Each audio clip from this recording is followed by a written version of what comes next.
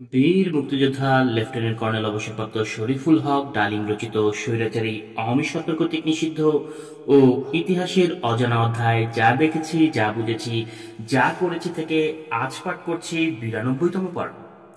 দ্বাদশ অধ্যায় পাকিস্তানের আচমকা বিমান হামলা, মুক্তিযুদ্ধের শেষ অধ্যায়। ৩রা ডিসেম্বর ভারতের উপর আতঙ্কিত বিমান হামলা চালালো পাকিস্তান। ফলে আকাশের চাঁদ হাতে পেলেন শ্রীমতী ইন্দিরা গান্ধী।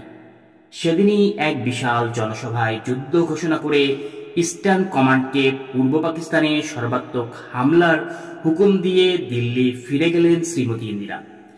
কর্নেল ওসমানীর নেতৃত্বে মিত্রবাহিনীর যৌথ কমান্ড স্থাপন করা হল।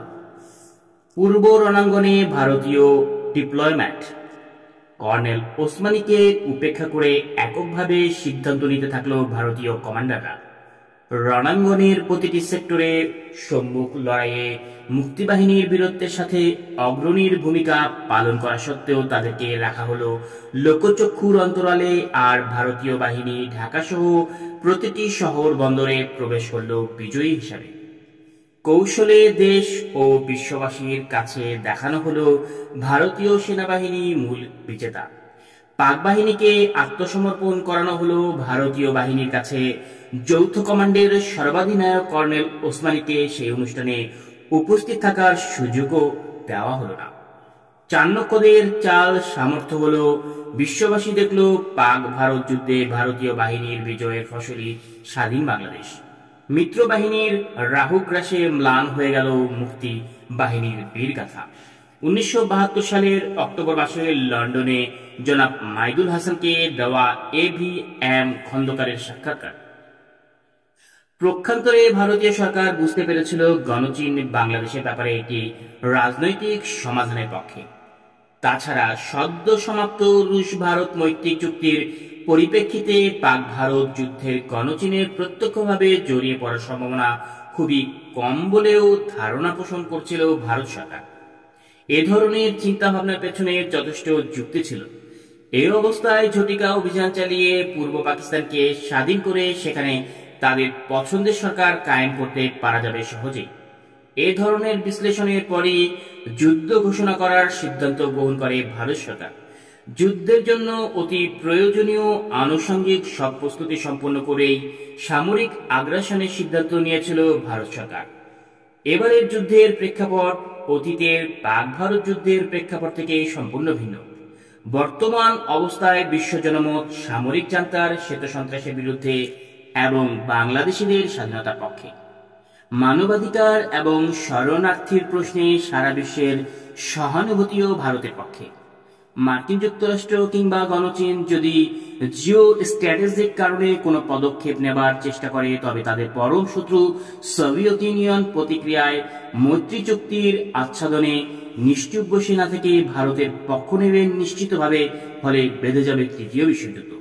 বর্তমানে বাস্তব অবস্থার পরিপ্রেক্ষিতে একটা বিশ্বযুদ্ধ শুরু করার দায়িত্ব নিজেদের কাঁধে নিতে চাইবে না যুক্তরাষ্ট্র অথবা গণচীন।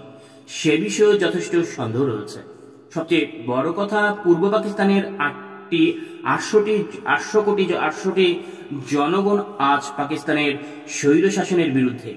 মুক্তিবাহিনীর বিশ্বব্যাপী প্রচন্ড তৎপরতার পূর্ব পাকিস্তানে অবস্থিত পাক বাহিনীর অবস্থান সম্পূর্ণরূপে বিপর্যয় এবং যে কোনো যুদ্ধের জন্য অত্যাবশ্যকীয় ফ্যাক্টর সৈনিকদের মনোবলও মরাল সম্পূর্ণভাবে ভেঙে পড়েছে। খান সেনারা সার্বিকভাবেও দুর্বল হয়ে পড়েছিল তাই নয়, তাদের strategic locations, line of communication, defensive position, supply points, reinforcement capabilities, battle trackings, logistic support line এ সম্পূর্ণ গুরুত্বপূর্ণ গোপনীয় বিষয়ে সব খবরাখবরই এখন রয়েছে ভারতীয় বাহিনীর নখদর্পণে। এসব খবর সংগ্রহ করা হয়েছে মুক্তিবাহিনীর ইন্টেলিজেন্স ইউনিট এবং সেক্টরগুলোর নিজস্ব গোয়েন্দা তৎপরতার মাধ্যমে। বাংলাদেশের অপামর জনসাধারণের বিরোধিতার মুখে পূর্ব পাকিস্তানের পশ্চিমাদের খবর দখল আজ অযৌক্তিক হয়ে পড়েছে।